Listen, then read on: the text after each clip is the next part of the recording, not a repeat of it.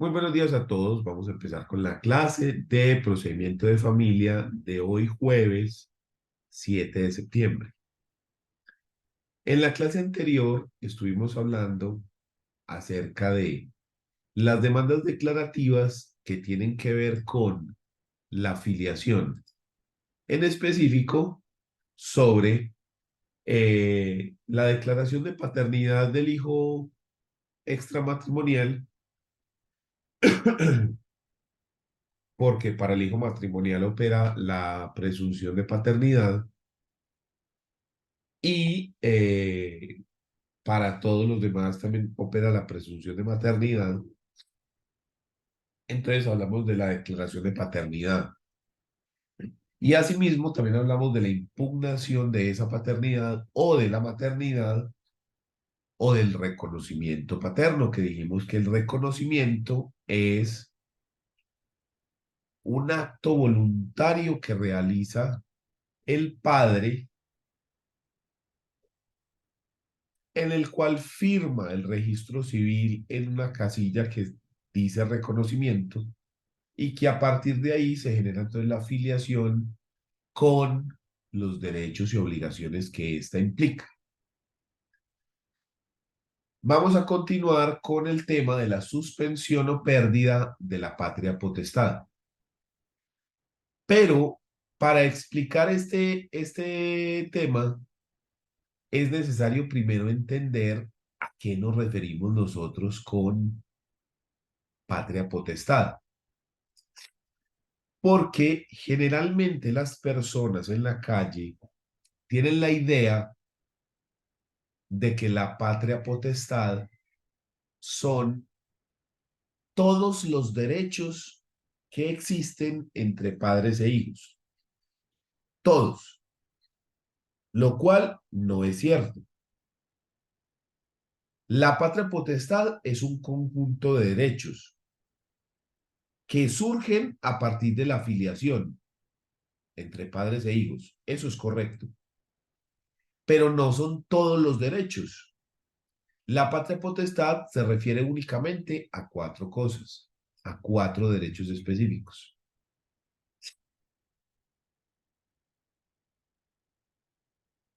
Esos cuatro derechos son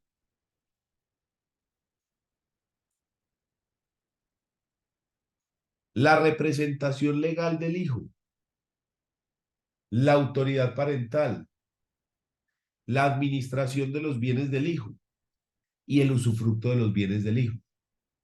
La patria potestad solamente son estos cuatro derechos. Pero aquí ustedes pueden comprobar que no encontramos, por ejemplo, el derecho de herencia o el derecho de alimentos o el derecho de visitas. ¿Sí? Entonces, la patria potestad, si bien es un conjunto de derechos que se obtiene por la filiación, esta patria potestad la tienen los padres biológicos o adoptivos. No son todos los derechos que hay entre padres e hijos. ¿Sí? Son solamente estos cuatro. Y esto es muy importante saberlo porque usted va a escuchar, si no lo ha escuchado todavía, va a escuchar cosas como esta. Doctor, es que a mí me gustaría que le quitemos la patria potestad al papá de mi niño, porque es que él nunca le ha dado alimentos, nunca le ha dado ni con qué envenenarse.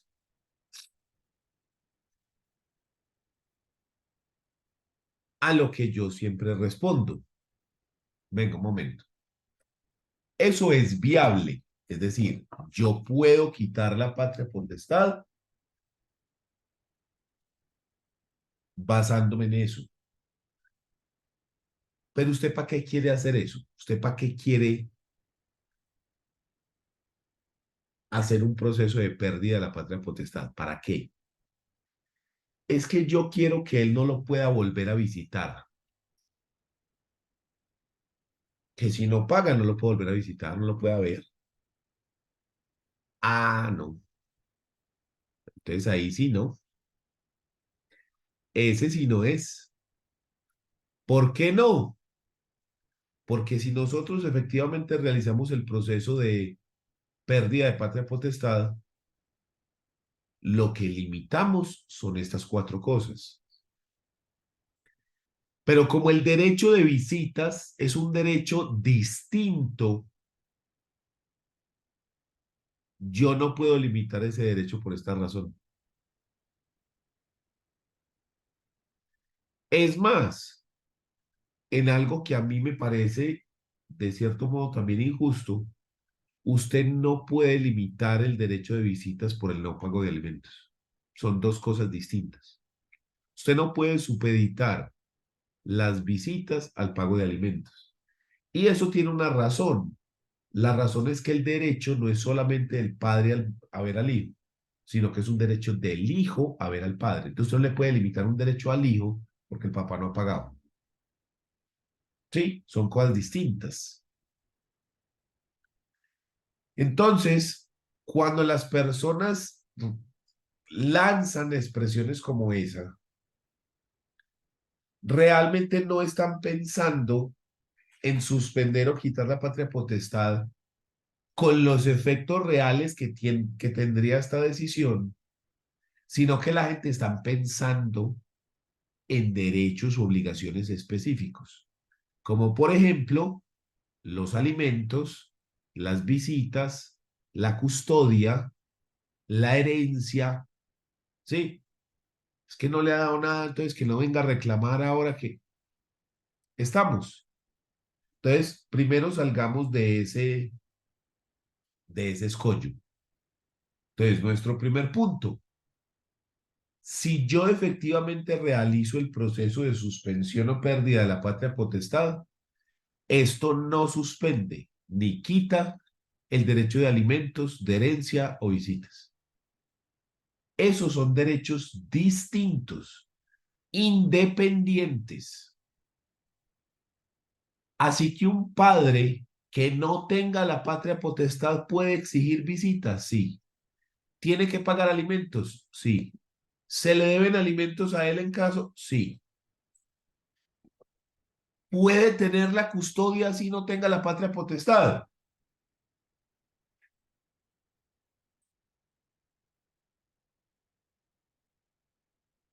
Podría suceder. Entonces, ese es nuestro primer punto. Entonces, venga, efectivamente, ¿qué son estas cosas? Entonces, hagamos un desglose de qué son estos componentes de la patria potestad para que eso nos quede súper claro. Entonces, el primer componente o el primer punto es la representación legal del hijo. ¿Y a qué me refiero yo con esto? Dentro de las clases de personas,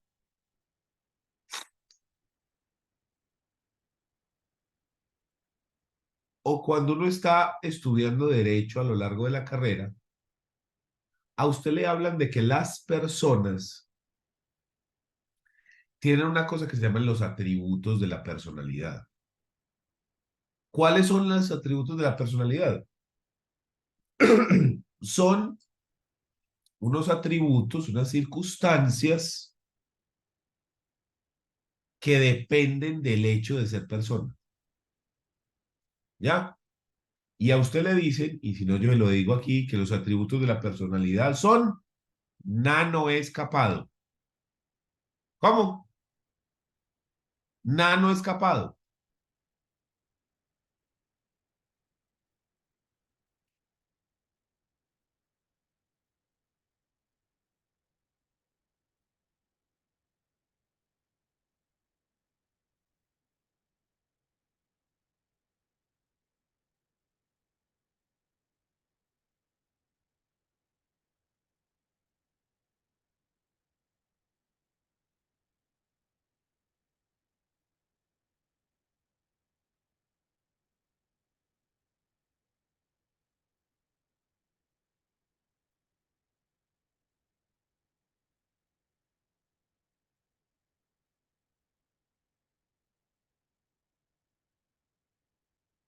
¿Cómo así?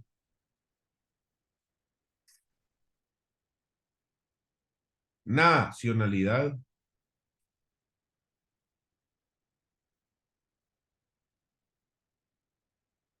No. Nombre. E. Estado civil.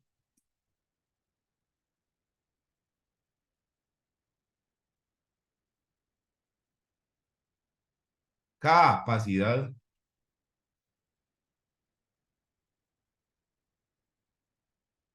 Patrimonio.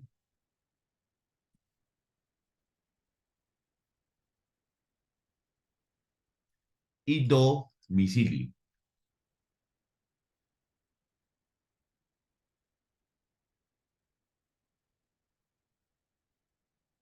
Entonces, estos son los atributos de la personalidad que los tienen las personas naturales o jurídicas. Perdón, las personas naturales, las personas jurídicas tienen otros distintos. O bueno, los mismos menos estado civil, aunque hay doctrinantes que consideran que las personas jurídicas también tienen estado civil. Entonces, estos son los atributos que adquieren las personas desde el momento en el que son personas para el ordenamiento jurídico colombiano. ¿Listo? En específico, quiero que nosotros nos centremos en este. La capacidad en Colombia, nosotros la podemos dividir en dos. La capacidad de goce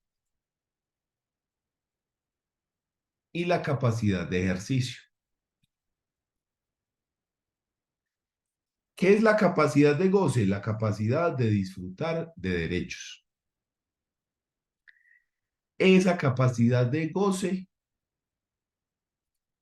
se adquiere desde el momento en el que se nace y se es persona. ¿Sí? Entonces vamos a poner aquí desde el nacimiento. Asterisco. ¿Por qué el asterisco? Porque para que efectivamente se repute que usted es persona, que usted ha existido, la ley colombiana se dice que usted es persona a partir de cuándo.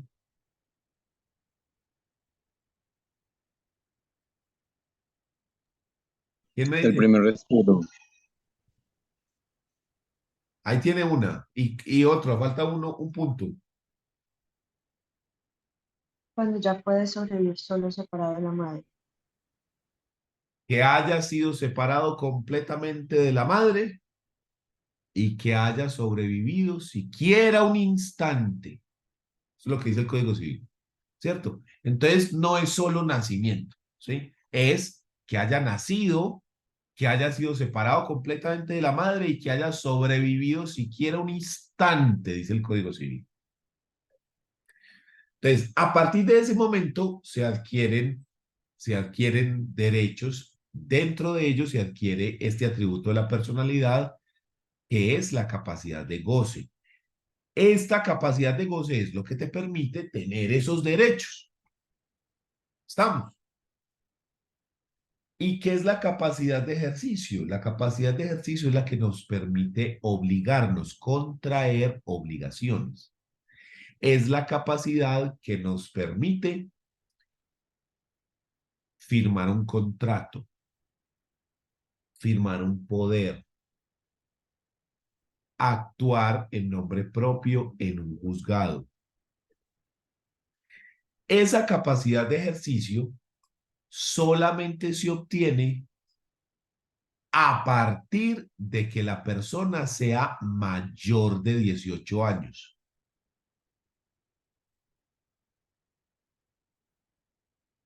Esto se adquiere con la mayoría de edad.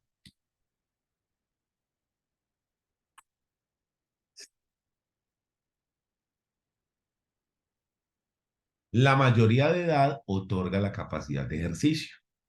Entonces, realmente usted no podría firmar un contrato ni entrar a un proceso judicial hasta que tenga 18 años. Pero entonces esto surge un problema a partir de ahí. Espérate, pero es que de pronto yo necesito que una persona menor de 18 años pueda contraer obligaciones precisamente para poder disfrutar de derechos o para ejercerlos, ¿sí? Para efectivamente ejercer un derecho. Por ejemplo,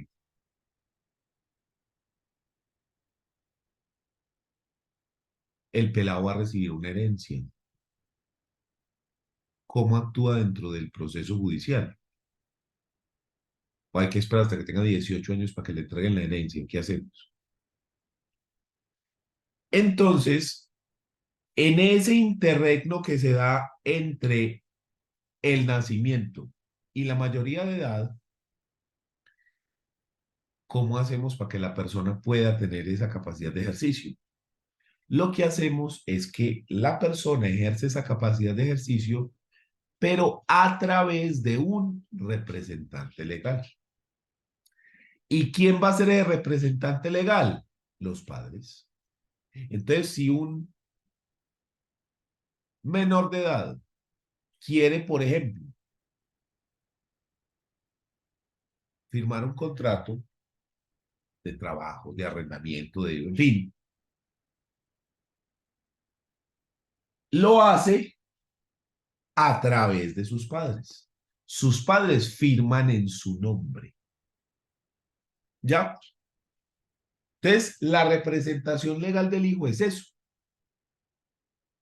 Ahora bien, y los otros 3 puntos de la patria potestad. Ya sabemos que es el primero, que es la representación legal, y que es el segundo, la autoridad parental. La autoridad parental se refiere a esto que estamos viendo acá. Custodia o convivencia, crianza, formación de principios y valores, educación en entidades públicas o privadas y restablecimiento de los hijos. Entonces usted mira el de custodia y usted piensa, venga un momentico, pero usted ahorita dijo que un padre que tenga la patria potestad suspendida podría tener la custodia. Sí, porque la custodia se le puede ceder por otro lado, ¿sí? Aunque no tenga patria potestad, se le puede ceder por otra parte, ¿ya? Pero digamos que por regla general, entonces, si usted pierde la patria potestad, no tendría la custodia. La custodia, pero ahí no dice visitas. Nada tiene que ver esto.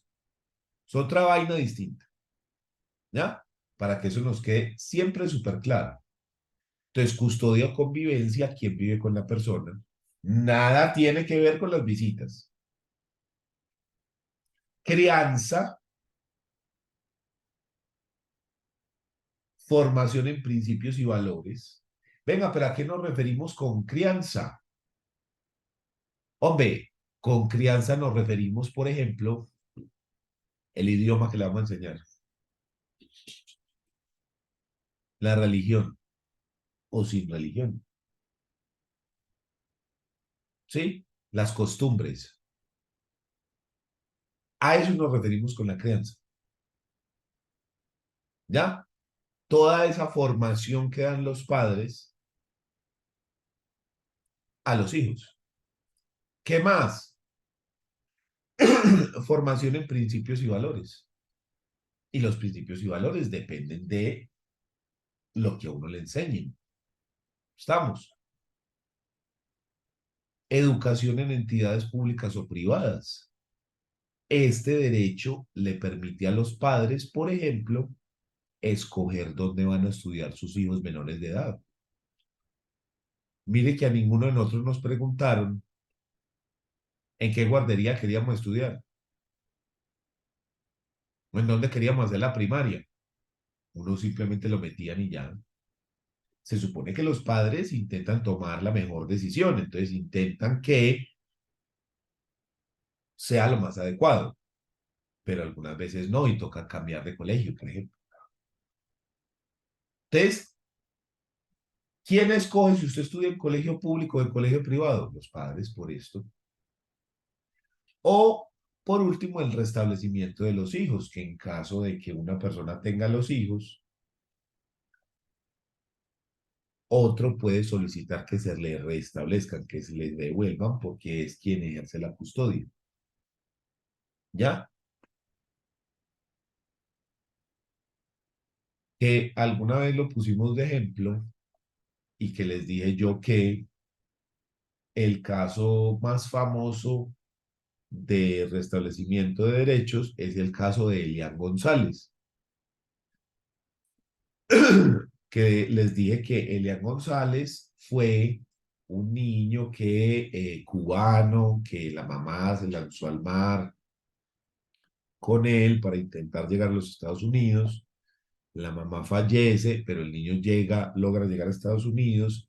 Allá lo reciben unos tíos maternos y el padre cubano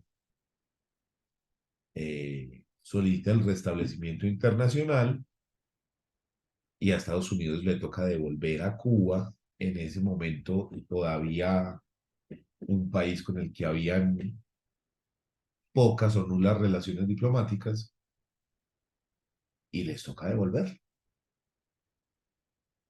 ¿ya? Le toca devolver. Entonces, el restablecimiento de derechos es eso, esa facultad para esto, para solicitar que se devuelva a la persona.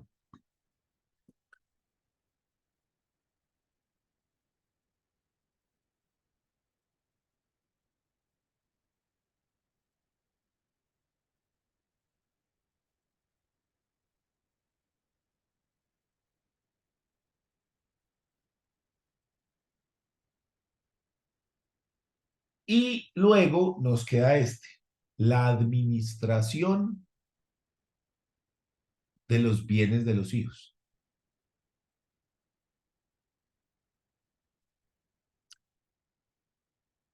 Pero para administrar los bienes de los hijos, perdón, me estoy saltando, discúlpenme. Estaba acá, ¿sí? Restablecimiento de los hijos. Entonces, perdón, disculpen, me estaba adelantando. Entonces, todo esto es lo que se llama autoridad parental. Digamos que la autoridad parental es ese derecho que le permite a los padres decirle a una persona, usted este fin de semana no sale de la casa a ninguna parte, y que eso no constituya una privación injusta de la libertad.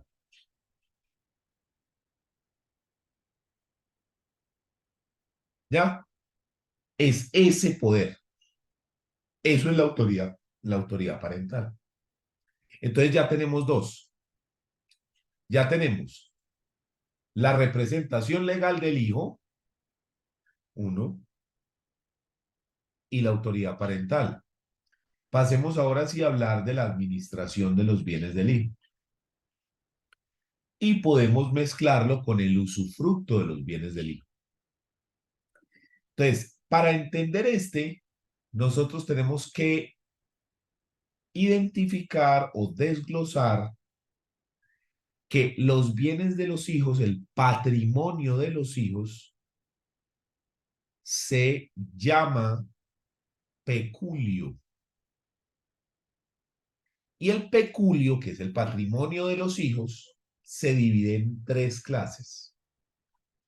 Entonces tenemos el peculio profesional, el peculio adventicio extraordinario y el peculio adventicio ordinario. ¿Qué son estos tres? El profesional, el peculio profesional, son los bienes fruto del trabajo, del arte, de un deporte o de un oficio del hijo. ¿Sí? Entonces, por ejemplo,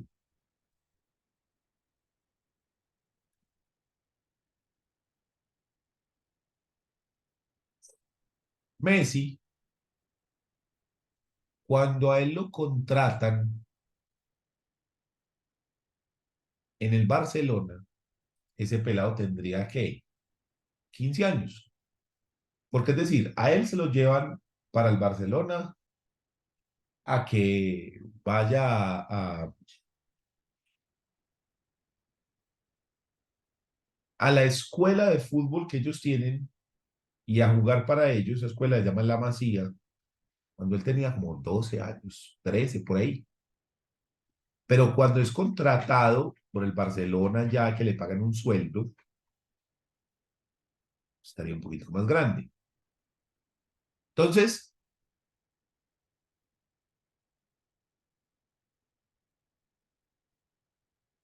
esa platica que él gana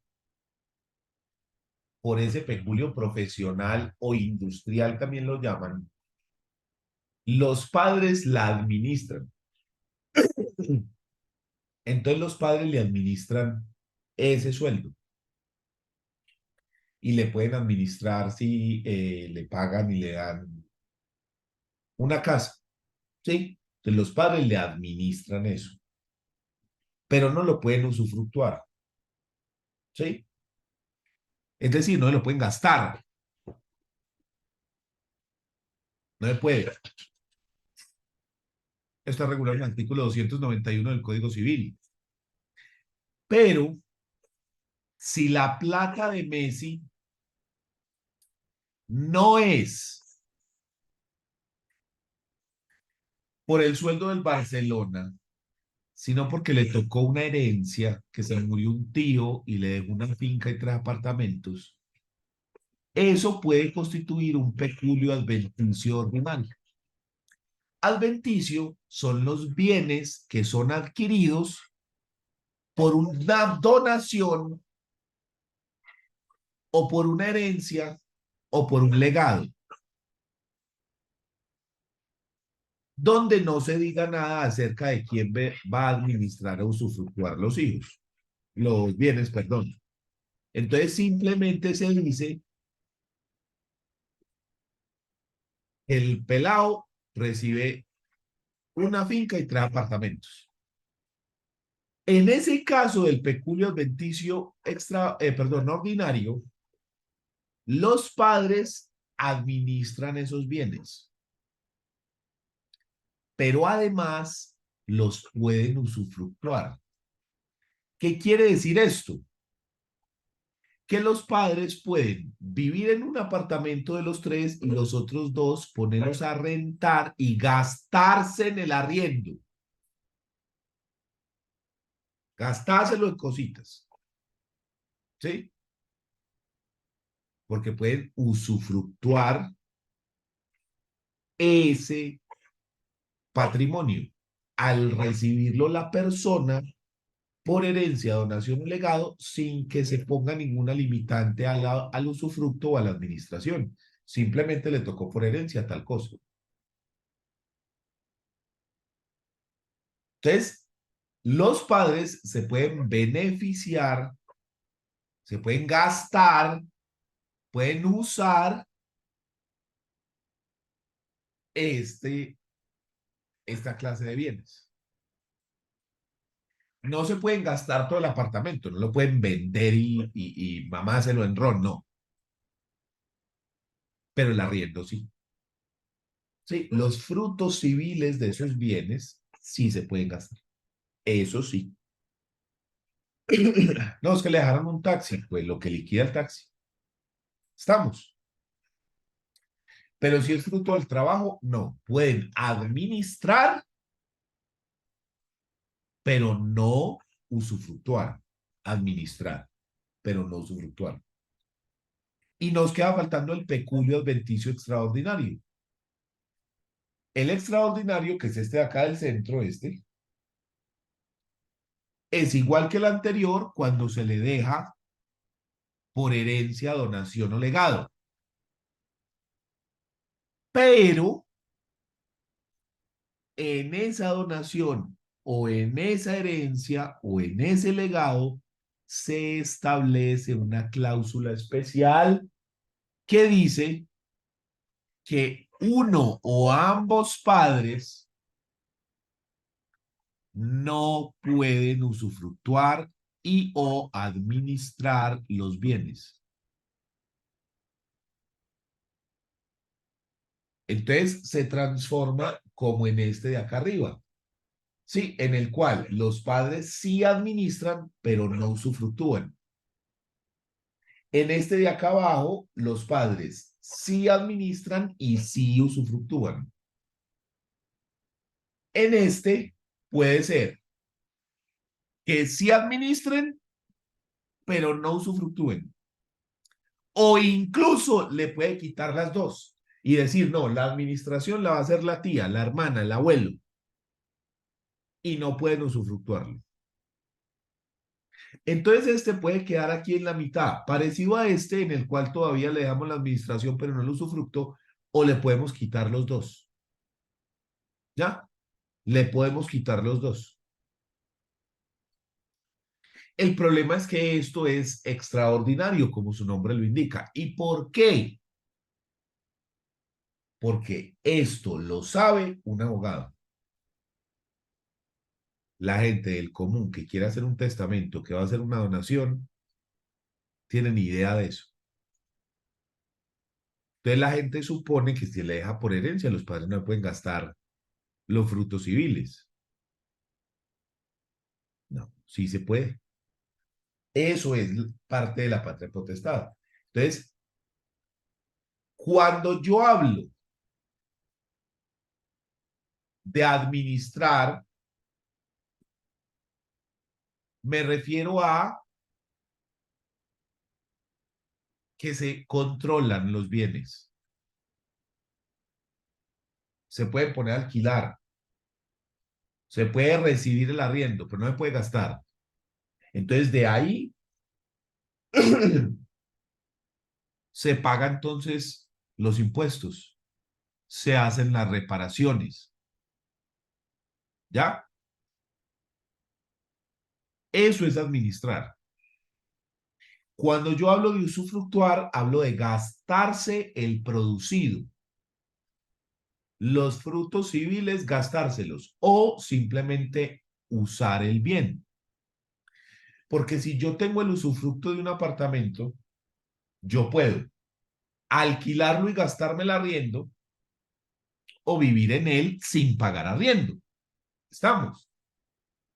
Pero si yo no tengo el usufructo y quiero vivir en él, me toca pagar arriendo. ¿Estamos? Entonces, la patria potestad comprende estas cuatro cosas. Ahora bien, nosotros estamos hablando acá del proceso de suspensión o de pérdida de la patria potestad. Sabemos que, como les dije ahora,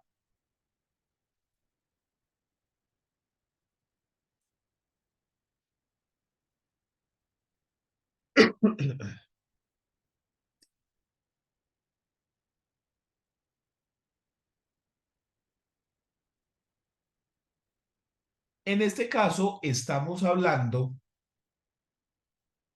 de que desde el momento del nacimiento se puede generar la filiación con la madre y con el padre. A partir de que se da esa filiación, se genera la patria potestad.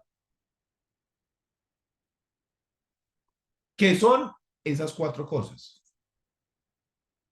Pero esa patria potestad, que también se puede dar en un momento posterior, como en los casos de impugnación de perdón, de investigación de paternidad o declaración de paternidad, que fue lo que vimos la semana anterior, esa patria potestad se puede suspender o se puede perder.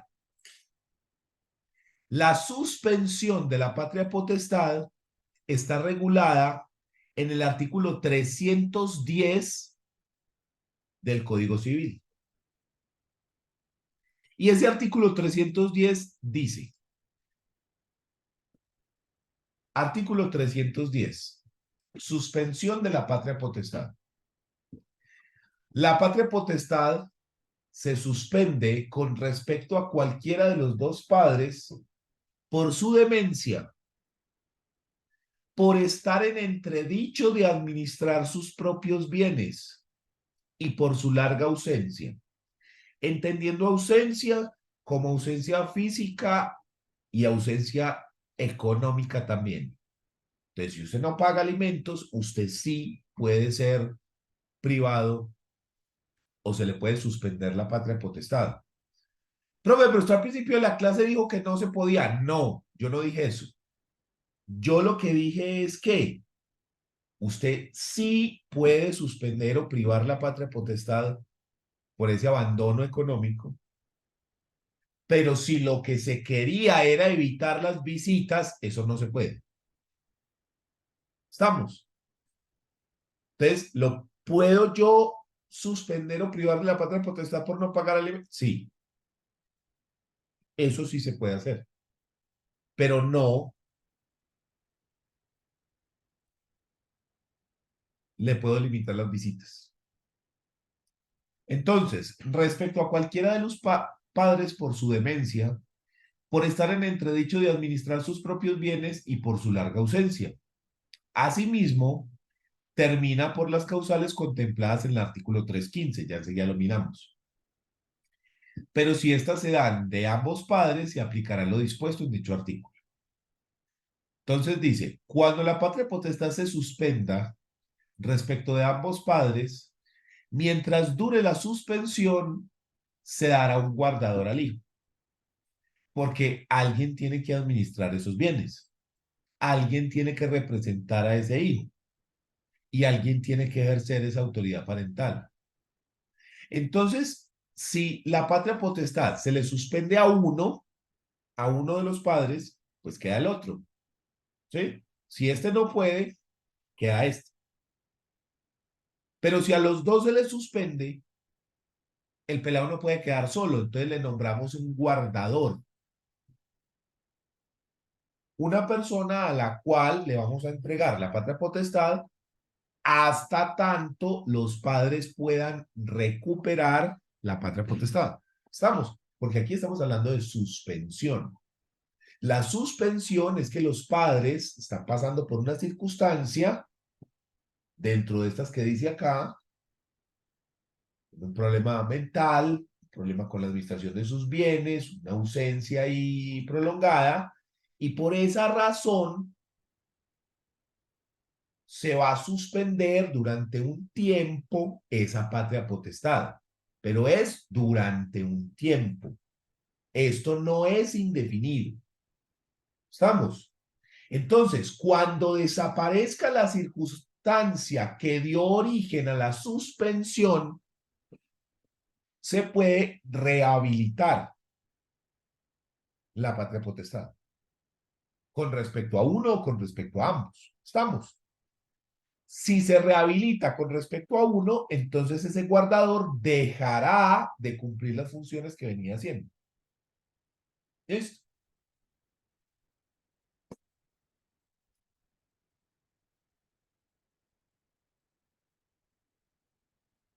La suspensión o privación de la patria potestad no exonera a los padres de sus deberes de tales para con sus hijos.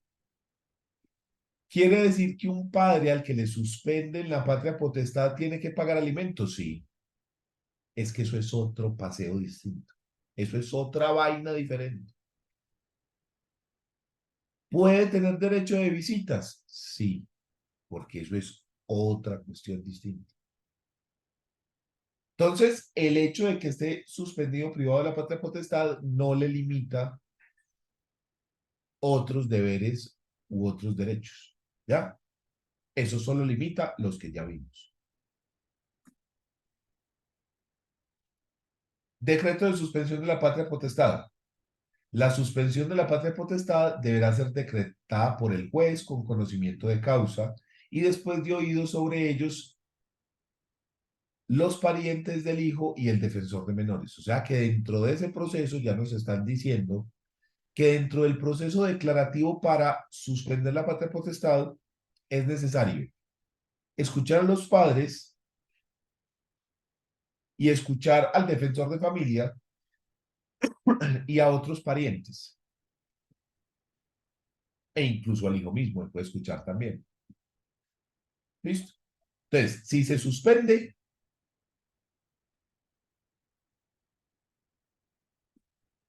se puede rehabilitar. Una vez desaparezca esa circunstancia que dio origen, que dio lugar a la suspensión. ¿Sí? Desaparece, pero yo le rehabilito esa facultad una vez haya desaparecido, haya terminado la circunstancia que dio lugar a ella. Diferente es el caso de la pérdida de la patria potestad. Si se decreta es la privación de la patria potestad, esta no se puede recuperar nunca. El padre privado de la patria potestad nunca jamás podrá recuperarla. Entonces ya no tiene que visitar, hombre, que no. Eso es otra cosa distinta. Eso es otro paseo. ¿Dónde encontramos las razones, las causales para la privación de patria potestad? Ya lo habíamos mencionado antes. Artículo 315 del Código Civil. El artículo 315 dice, la emancipación judicial se llama emancipación a la pérdida de la patria potestad, cuando se libera, cuando se termina la patria potestad. La emancipación judicial se efectúa por decreto del juez cuando los padres que ejerzan la patria potestad incurran en alguna de las siguientes causales. Primera, por maltrato del hijo. Mire que antes decía por maltrato habitual, o sea, una sola vez no bastaba. Pero era en términos de poner en peligro su vida o de causarle grave daño, o sea, que usted le podía dar una golpiza, pero si no le hacías daño severo, ni estaba en riesgo su vida, no hay problema. Esto se eliminó y ya es por maltrato, punto. Y acá hablamos maltrato de obra, de palabra, psicológico, económico, cualquier forma de maltrato. Si hay maltrato, se puede perder la patria potestad. De cualquier estilo.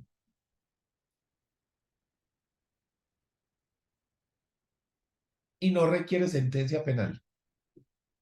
Yo no necesito sentencia penal para que se decrete esto. Porque, por ejemplo, en caso de violencia intrafamiliar, si yo hablo de eso, yo necesitaría, si yo pongo el término violencia intrafamiliar, yo necesitaría demostrar mediante sentencia penal ejecutoriada la responsabilidad penal de ese delito de violencia intrafamiliar. Como aquí hablo yo de maltrato, yo puedo demostrar dentro de ese proceso civil el maltrato de cualquiera de sus naturalezas, ese maltrato. ¿Y cómo se demuestra? Peritaje, video, foto, testimonio, los medios de prueba normales. ¿Listo? Los medios de prueba. Y si hay sentencia penal, pues con mayor razón. Ahí está ya probado.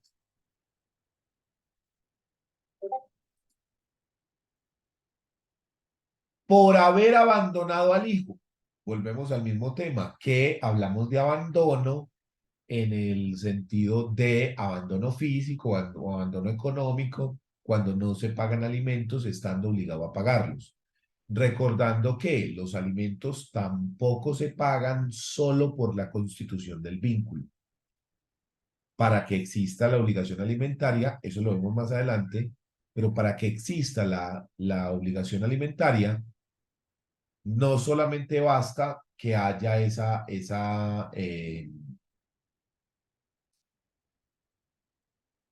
esa filiación, sino que además requiere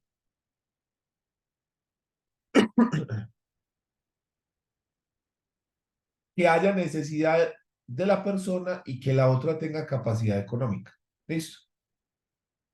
Entonces, tiene su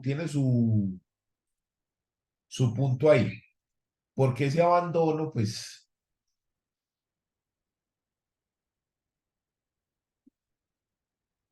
por depravación que los incapacite de ejercer la patria potestad, delitos sexuales y este tipo de cosas. ¿Listo? Cuarto, por haber sido condenados a pena privativa de la libertad superior a un año. Usted atropelló a una persona y le clavan el delito de homicidio culposo. Ahí está. Así tenga casa por cárcel, porque al fin y al cabo eso es una privación de la libertad. ¿Sí? Recuerden que las penas en penal pueden ser intramurales o extramurales.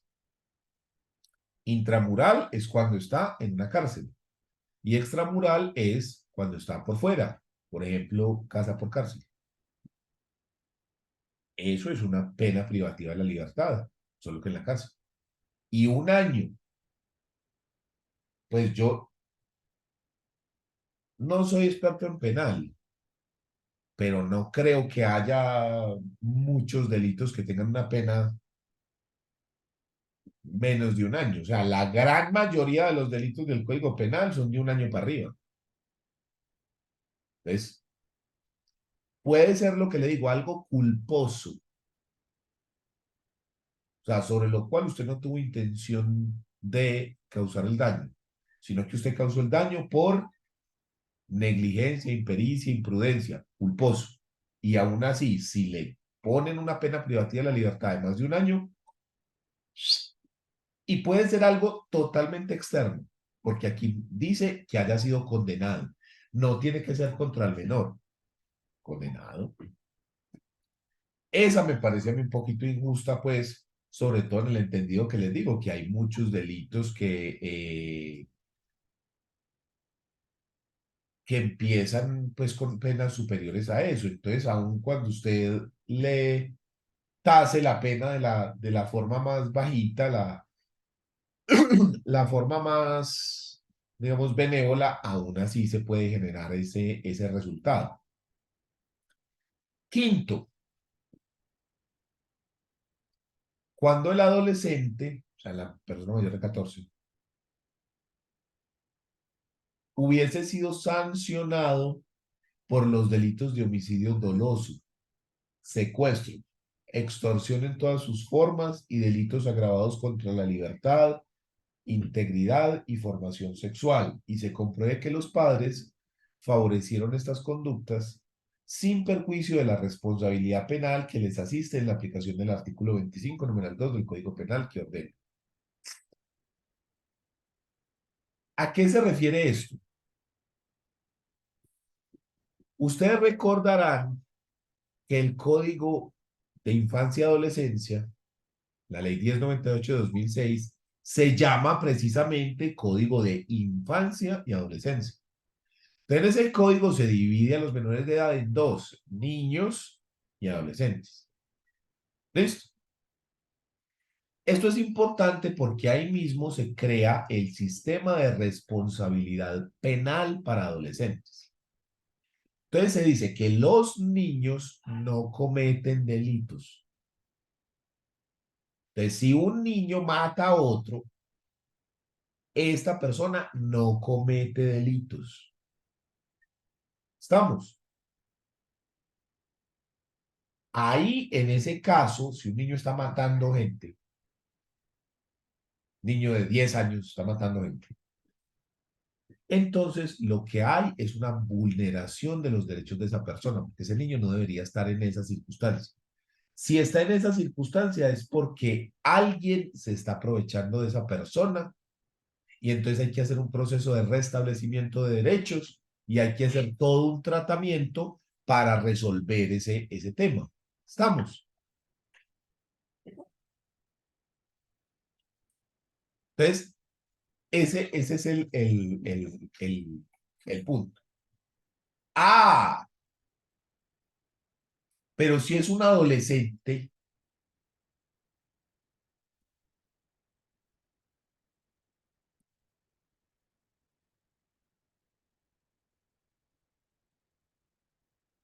ya la cosa es distinta. Porque si el adolescente comete un delito, entonces ya estamos hablando acá que esa persona sí comete un delito, pero tiene un sistema de responsabilidad penal diferente. Entonces, en el sistema de responsabilidad penal para adolescentes, la pena máxima, si mal no recuerdo, son 5 años. Esa es la pena máxima en la que puede ser condenada una persona, un adolescente, ¿ya? Y si se le condena en esas circunstancias, no paga la pena en una cárcel eh, de adultos, pues, sino en unos centros especiales como la Pola, que es una cárcel de adolescentes, digámoslo así. Sí, entonces es un centro distinto y ahí van, es como un colegio enrejado, sí, como un internado enrejado, o sea, es diferente, es un sistema distinto, ahí tienen que ir a clases, o sea, es una cuestión distinta, ¿ya? No es como Bellavista, ¿ya? Son cosas diferentes. Entonces, ¿qué es lo que pasa? Si el niño es el que comete el delito,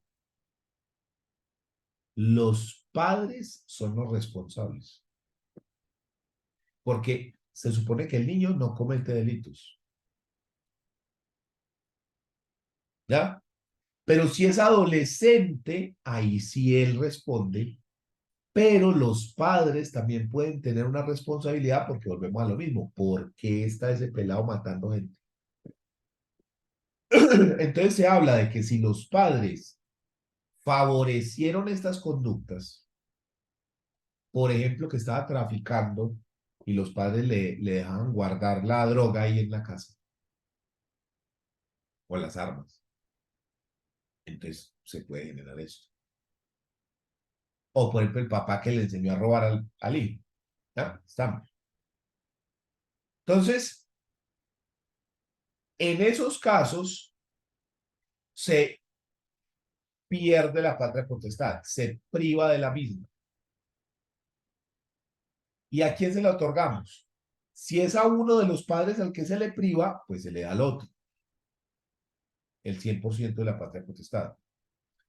Si es a los dos a los que se les priva, entonces buscamos a un tercero, generalmente empezando por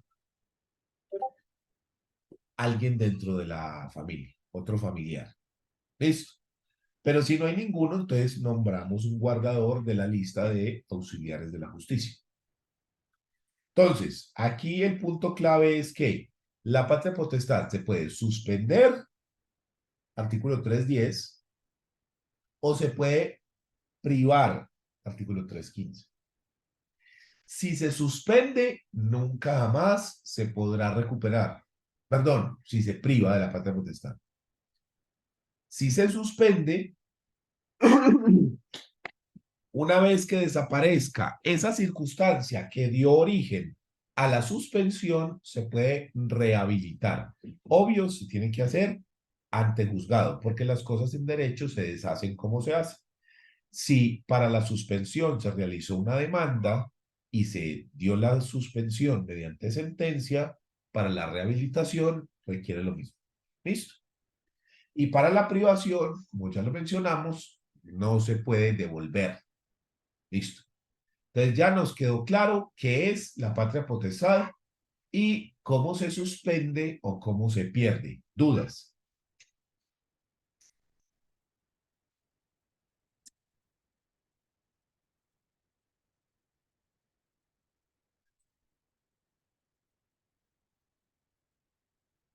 Listo, entonces pasamos a otro tema. Estamos acá analizando las demandas declarativas. Vamos a pasar a hablar de la nulidad o reforma del testamento. Entonces, para explicar esto, es preciso entender que el testamento es un acto que hacen las personas con la finalidad de que este acto cumpla efectos después de la muerte del testador.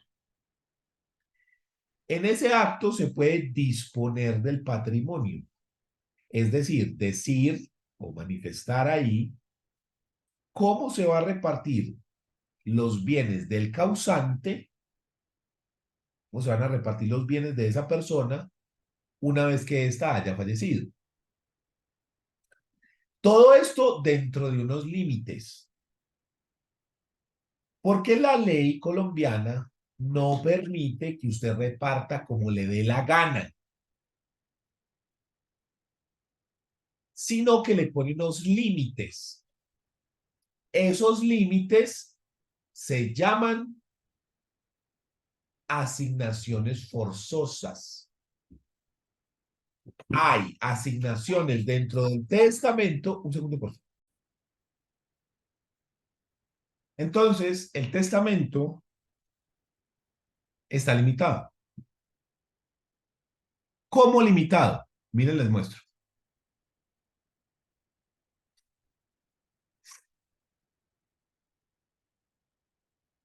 Las sucesiones se dividen en órdenes hereditarios y existen 5 órdenes hereditarios: primero, segundo, tercero, cuarto y quinto. Las sucesiones de primer orden y de segundo orden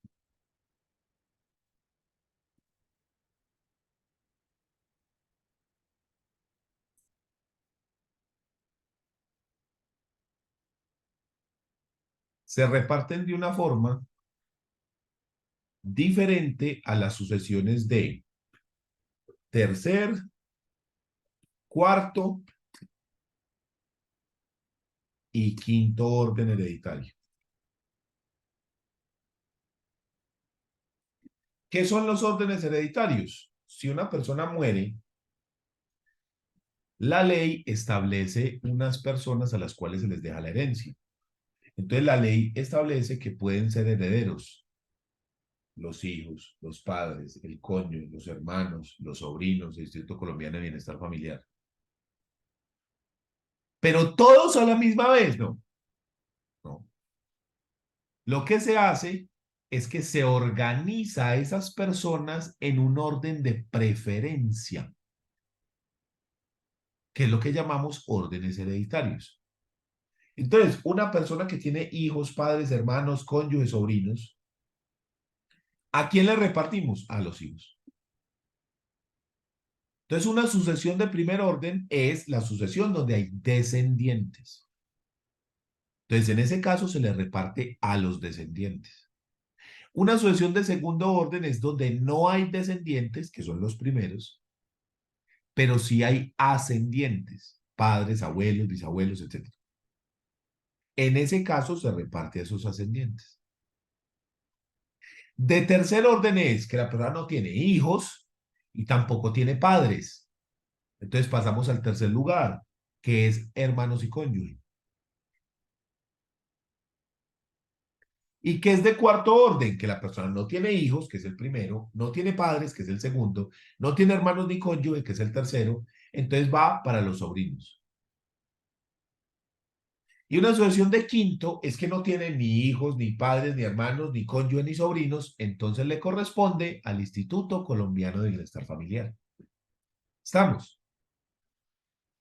Entonces, en las sucesiones de primer y segundo orden hereditario, usted no es libre de repartir como le dé la gana, sino que del 100% de la masa, usted coge su masa herencial y la tiene que partir en dos. Entonces tenemos aquí un 50%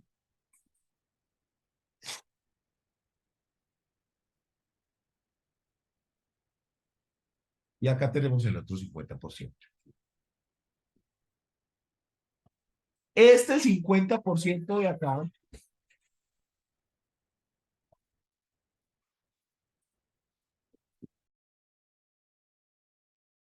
Qué pena con ustedes, recupero. Entonces, este 50% lo vamos a denominar mitad legitimaria. Perdón, mitad de libre disposición.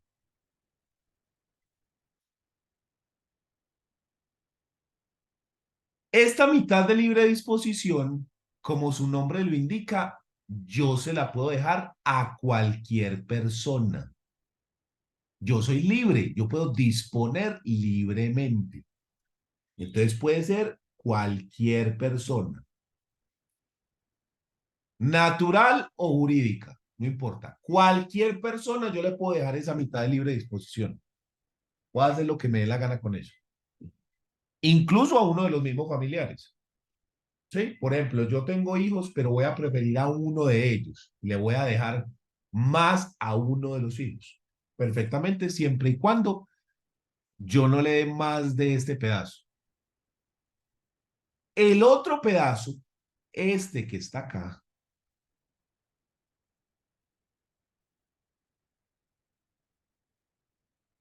este se llama mitad legitimaria.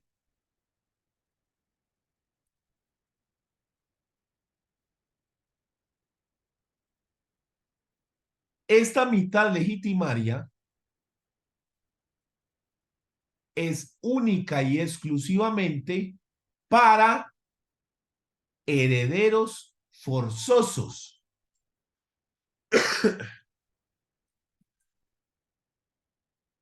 Herederos forzosos. Los herederos forzosos. ¿Y quiénes son los herederos forzosos? En el primer orden hereditario,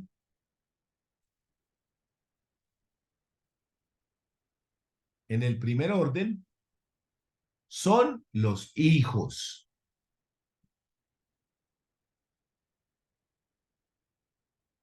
Y en el segundo orden hereditario, son los padres. ¿Ya?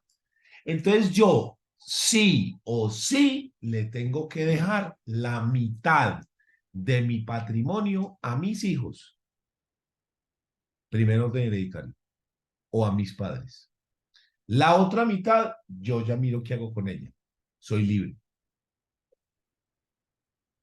¿Y qué pasa en una sucesión de tercer, cuarto y quinto orden hereditario? Aquí la circunstancia es distinta. ¿Y por qué es distinta? Porque en este caso, el 100% de la masa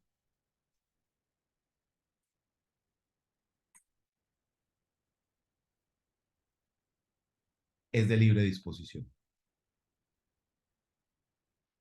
Entonces yo le puedo dejar a cualquier persona el 100% o lo puedo repartir como yo quiera. Entonces, el testamento es un acto que permite repartir el patrimonio, pero hay que tener unas reglas dependiendo del orden hereditario. ¿Estamos? Además de eso, el testamento es un acto formal. ¿Qué significa eso? Que para que el testamento tenga validez, el testamento tiene que cumplir con una cantidad de requisitos. Y son un montón. Entonces, por ejemplo, el testamento tiene que hacerse por escritura pública. Y tiene que hacerse ante 3 testigos. Y tiene que respetar esa repartición que les acabo de mostrar. Y los testigos no pueden ser familiares entre sí ni pueden ser herederos. ¿Ya? Entonces tiene un montón de requisitos. Entonces, como el testamento es un acto formal, es decir, que tiene requisitos establecidos en la ley, si ese acto no cumple con los requisitos que están establecidos en la ley, yo puedo solicitar que se anule el acto, que se deje sin efectos. Por lo tanto, yo no puedo repartir en la sucesión con ese testamento, sino que reparto como si no hubiese existido. Esto es el proceso de nulidad de testamento. Para hablar de nulidad de testamento,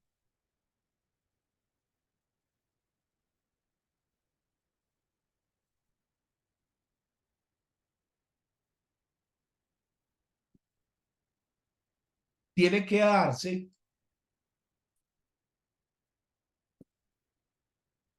por alguna de estas causales. Inhabilidad de los testigos. ¿Cómo así?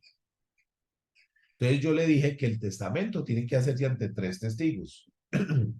Ese es el caso del testamento abierto. El testamento cerrado es otra clase de testamento, requiere 5 testigos. Pero les dije que los testigos no pueden ser cualquier persona. Existen unas reglas que transforman en inhábiles a los testigos. Entonces, ¿cuáles reglas? Los testigos no pueden ser familiares entre sí hasta el 4º grado. O sea, no pueden ser primos, hermanos, no pueden ser hermanos, padres e hijos, cónyuges, no pueden ser. Pero tampoco pueden ser familiares del testador. Y tampoco pueden ser familiares del notario. Y no pueden ser trabajadores entre ellos, uno trabajador de otro, ni pueden ser trabajadores o dependientes del testador, ni pueden ser trabajadores o dependientes del notario. Entonces hay un montón de requisitos establecidos en el Código Civil que nos dice qué se necesita para que un testigo sea hábil. Entonces, si un solo testigo, con uno solo, que no cumpla con lo que nos establece la ley, hablamos de inhabilidad del testigo.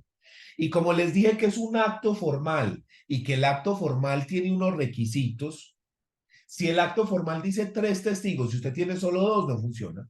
Entonces esa es nuestra primera causal de nulidad testamentaria.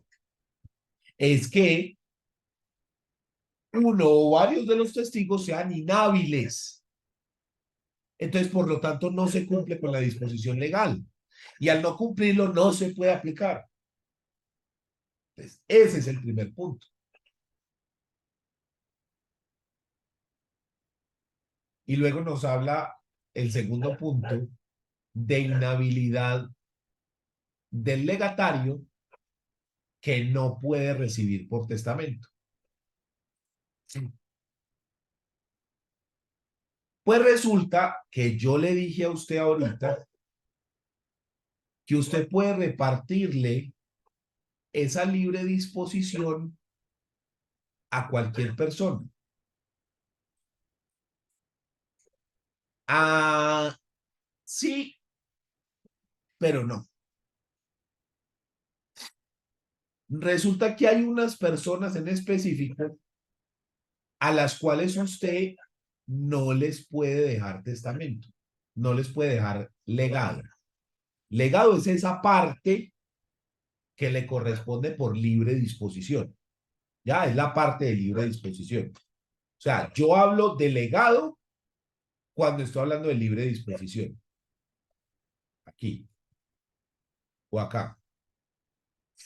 Hablo de herencia cuando estoy hablando de acá. Entonces, este sí es obligatorio. Sí. Y a quien yo no le puedo dejar legado.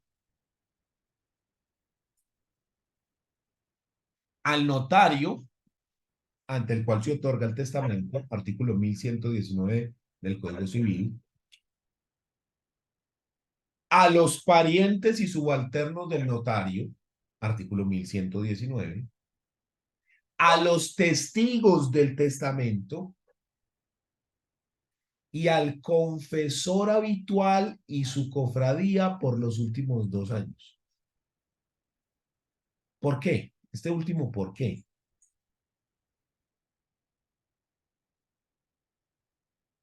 Dentro de la religión católica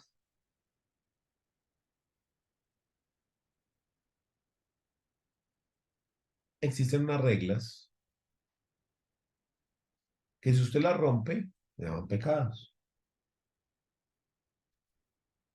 ¿Y cuál es el efecto de los pecados? O sea, ¿cuál es la consecuencia? Que después de muerto, se va, mi hijo, vean, para la pa y la mocha. Ya lo están esperando con trinchetes. ¿Listo? Salvo que usted no haya cometido pecados, lo cual es bastante improbable que los seres humanos somos así, o que se haya arrepentido y le hayan sido perdonados. De esa forma, se va para el cielo. Allá le entregan su nubecita y ahí está. ¿Listo? Se va al paraíso. Para que usted le perdone los pecados, tiene que confesarse ante un párroco. Y esa persona tiene el poder, digámoslo, de perdonar de los pecados. Y de esa manera dejarlo limpio y irse para el cielo. ¿Estamos? Se lo explico así, porque si usted no es católico, pues ya sabe cómo funciona. Si es católico, usted sabe de qué le estoy hablando. Entonces, ¿cuál es el problema? Más allá de que usted crea o no crea, eso es una cosa secundaria. El problema es que quien sí cree, quien es creyente, ese confesor puede tener un poder muy grande. Entonces el confesor le puede decir, Daniel Felipe, sus pecados que vos cometiste negro están muy jodidos, mijo. Yo creo que usted sí se va para la paila mocha, hermano. Yo la veo grave con usted, viejo. No me digas eso, profe. Pero yo tengo una palanca arriba a mí. Ah, tengo una palanca. Entonces yo creo que de pronto le puedo ahí facilitar. O sea, yo hablo con una gente y yo le facilito la entrada al cielo, mijo.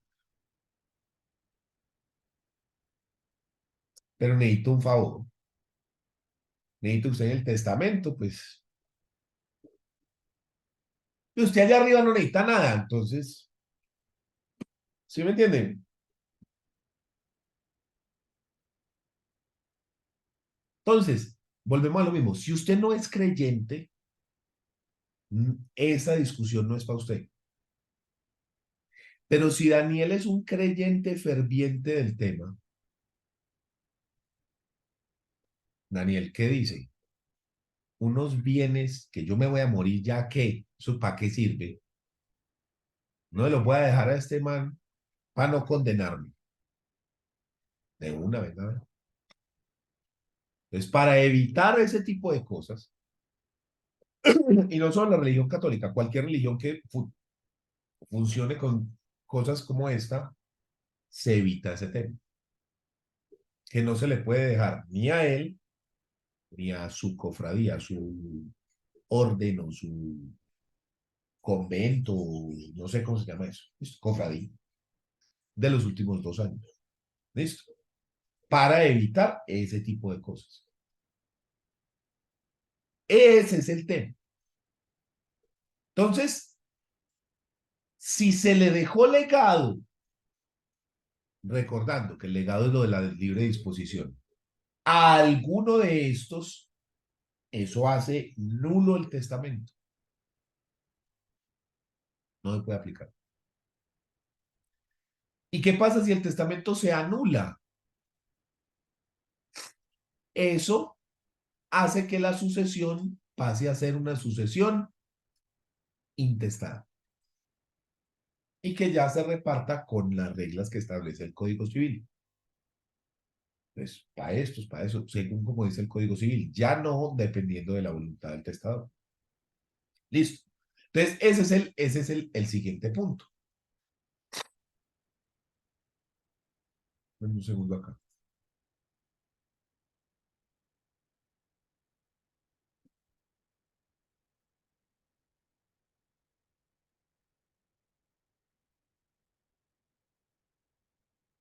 Entonces, inhabilidad de los testigos, ya sabemos. Inhabilidad del legatario, ya vimos quién es. Defectos en las formalidades del testamento. Entonces le dije que tienen que hacerse por escritura pública, ante notario, testigos. El contenido mismo del testamento está regulado dentro del Código Civil. Entonces, si hay otro defecto en las formalidades, también. Y luego está la falta de requisitos especiales según la clase de testamento. Resulta que en Colombia hay varias clases de testamentos, no es solo uno. Existen varios tipos de testamentos. Son, digamos, un grupo que nosotros lo dividimos en dos segmentos. El primer segmento es lo que se llaman los testamentos ordinarios o testamentos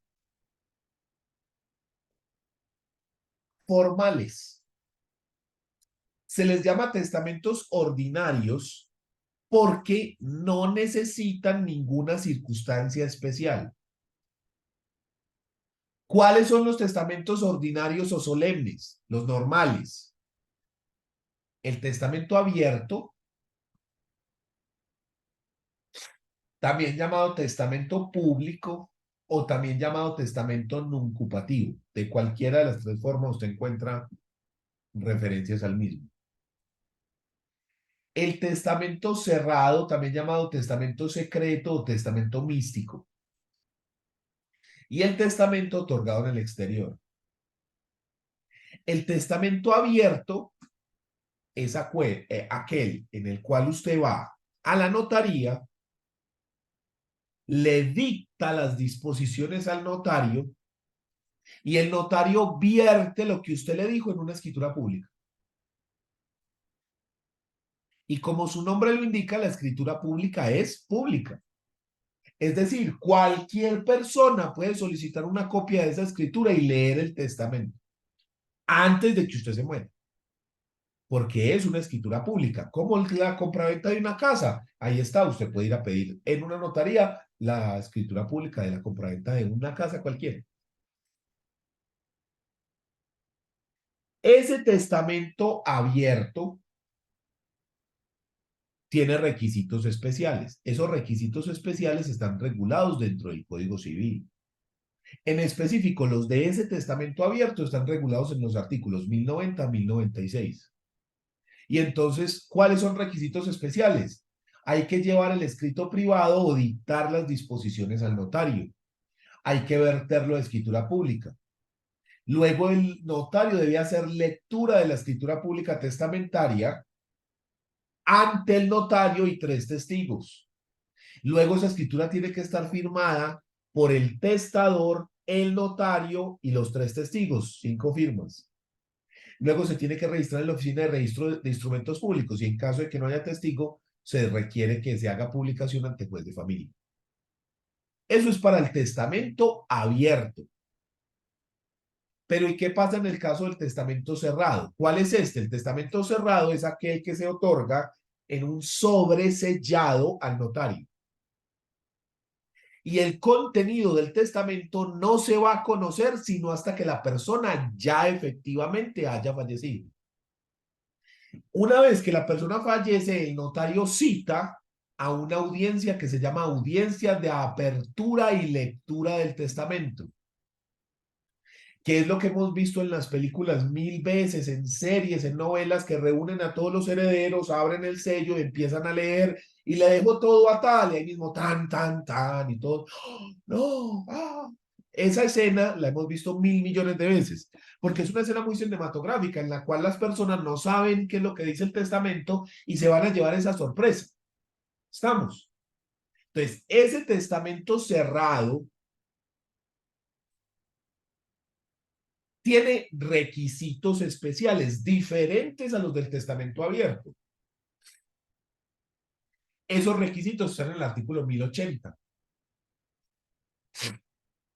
Entonces, por ejemplo, requiere que se presente el sobre cerrado con el escrito privado adentro, pero ante 5 testigos y el notario. Requiere que se haga la declaración de viva voz de que el sobre contiene el testamento. Se hace un cerramiento externo de ese sobre con estampamiento en la cubierta de sello, nombres y 7 firmas. Es decir, en caso de que usted no lo lleve sellado, se sella ahí en la notaría. Y a ese sobre se le pone un sello y lo firman 7 personas. ¿Cuáles 7 personas? 5 testigos, testador y notario. Y luego custodia del testamento en caja de seguridad de la notaría. Entonces la notaría tiene unas cajas de seguridad para guardar esos testamentos. Y ellos son los encargados de la guarda de estos testamentos. Y se deja una escritura pública de constancia de que el día tal se presentaron fulano, tan, a otorgar el testamento cerrado. Luego se registra esa escritura pública y una vez muerto, entonces se hace lo que yo les dije.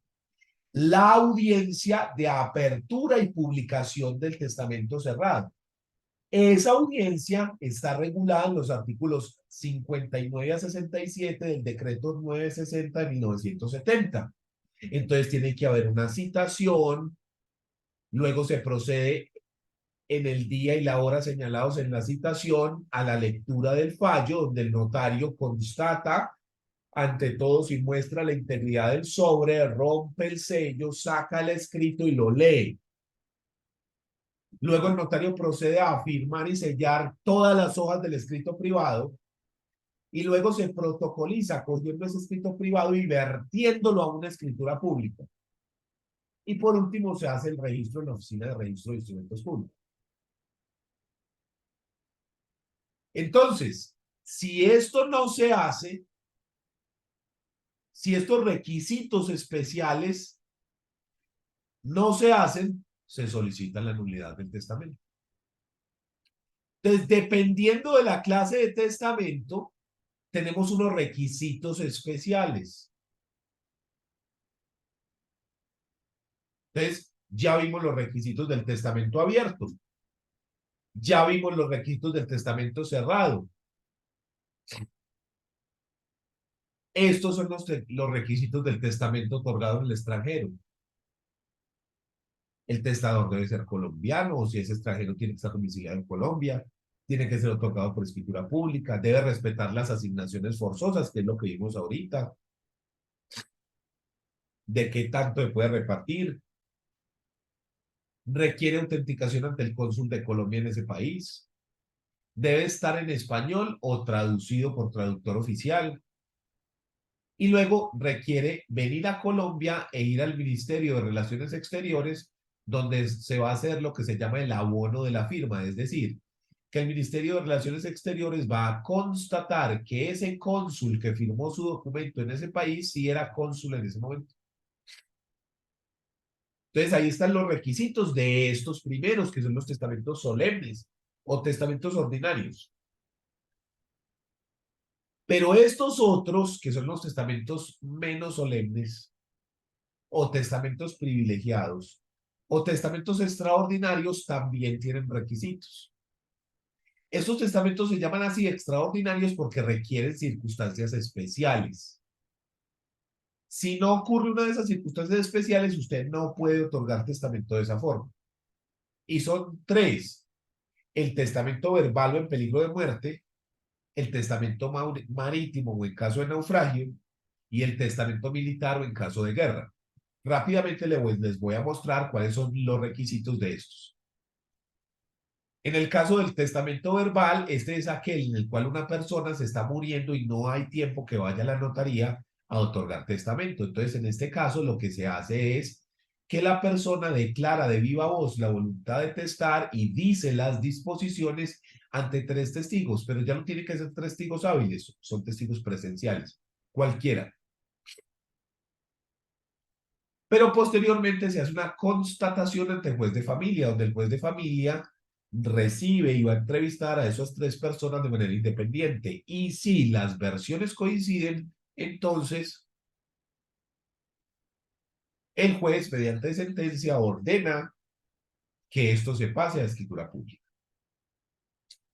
Luego está el testamento militar, que solamente es en el caso de guerra o expedición militar seteada, solo aplica para estas personas, es recibido por estos otros y otorga de viva voz en sobre cerrado y después se vierte a escritura pública. O está el testamento marítimo. Entonces, estos son los requisitos especiales según la clase de testamento.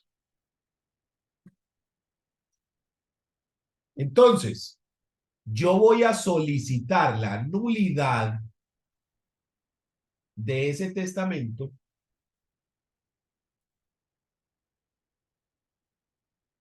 primero, si los testigos son inhábiles, 1. Segundo, si los legatarios, las personas que reciben esa libre disposición, no lo pueden hacer. Tercero, por defectos en las formalidades establecidas en la ley o algún requisito específico de cada testamento que haga falta. La finalidad de la acción de nulidad de testamento es que se elimine ese testamento y que la sucesión pase a ser una sucesión intestada, donde la forma de repartir es distinta. Entonces, por ejemplo, vamos a decir que Pedro tiene 3 hijos y que hace un testamento diciendo que esta libre disposición le va a quedar a un hermano. Si yo elimino el testamento, ya eso no se aplica. Entonces, toda la herencia se la quedan los hijos, que son los del primer orden hereditario. ¿Y al hermano qué? Nada, porque el testamento se anuló. ¿Estamos? Pero esa no es la única. La otra acción es la de reforma de testamento. ¿Qué es la acción de reforma de testamento? Es una acción que lo que pretende es que el testamento siga vigente, que el testamento se pueda aplicar, pero corrigiendo un problema. El testamento omite algo, pero no es tan grave como para dejarlo sin efectos. Por ejemplo, el testamento dice: para mis hijos, Miguel y José, toda la mitad legitimaria. Y la libre disposición para mi esposa. ¿Ya? Eso es lo que dice el testamento. Resulta que el testamento se hizo en el año 2010. En ese momento Pedro solamente tenía 2 hijos, Miguel y José. Pero en el año 2015, Pedro tiene una nueva hija, Ana. Entonces, ¿qué ocurre? Que esta mitad legitimaria no le está dejando nada a Ana y esto es forzoso. Entonces yo puedo acomodar el testamento y decir, no, no, no, no. Esta mitad legitimaria para mis hijos, Miguel, José y Ana. Y seguir aplicando el testamento. ¿Ya? ¿Por qué se hizo esa vulneración? Porque al momento del otorgamiento del testamento la persona no existía.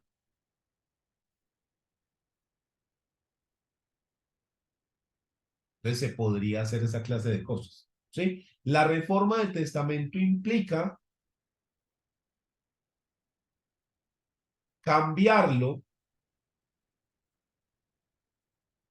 para que el testamento pueda seguirse aplicando. No como en la nulidad, que yo quiero es matarlo, eliminar el testamento de la faz de la tierra. Esta acción de reforma de testamento está regulada en los artículos 1274 y 1275 del Código Civil. Y a diferencia de la anterior, que tiene una nulidad, una caducidad de 10 años, la caducidad de la reforma de testamento es de 4 años contados a partir de la muerte del causante. Usted tiene 4 años para demandar en la reforma, si no, se pierde la oportunidad y el testamento se aplica. ¿Quién puede pedirla? ¿Quiénes son los sujetos de esta acción de reforma de testamento? Los legitimarios, es decir, esos herederos forzosos que han sido desheredados ilegítimamente. Ana, que no le dejaron nada, ella es una heredera forzosa y no le dejaron nada. ¿Y para qué se hace? ¿Cuál es la razón de que exista esta acción? Para que se reforme, se cambie el testamento y se incluya a la persona que ha sido excluida. Esa es la idea de esto. ¿Dudas?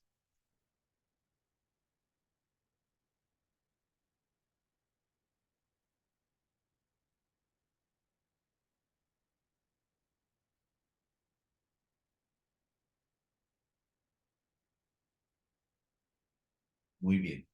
Entonces vamos a dejar ahí y vamos a concluir esta clase. En la próxima sesión estaremos terminando las demandas declarativas con la nulidad o rescisión de la partición sucesoral y la inexistencia o nulidad de capitulaciones matrimoniales. Con eso daríamos por terminado los procesos que se conocen en demandas declarativas verbales y pasaríamos a hablar de los verbales sumarios. ¿Listo? Con eso terminamos en ese tema la próxima sesión.